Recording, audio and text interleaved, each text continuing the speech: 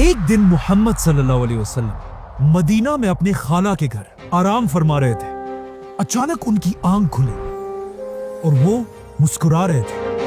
उनकी खाला उम्मे हराम ने पूछा कि या रसूलल्लाह, आप क्यों मुस्कुरा रहे हैं? तो आप सल्लल्लाहु अलैहि वसल्लम ने कहा कि मुझे इसी वक्त एक विजन दिखाया गया है कि मेरी उम्मत के कुछ लोग समंदरों पर जंग के लिए ऐसे जा रहे हैं जैसे बादशाह अपने तख्त पर होते हैं।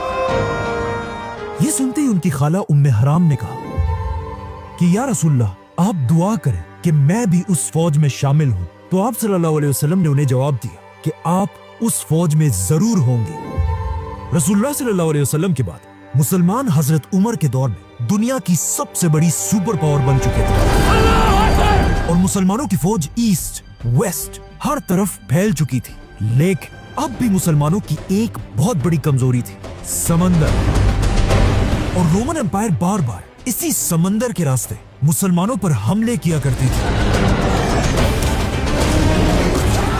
क्योंकि अब तक मुसलमानों के पास अपनी कोई भी नेवी नहीं थी। इसीलिए हजरत उमर के जमाने में उनके एक गवर्नर हजरत मुआविया रज़ियल्लाहु अन्हु ने उनकी तरफ एक लेटर भेजा कि अब वक्त आ चुका है कि मुसलमान भी अपनी पावरफुल नेवी बनाए।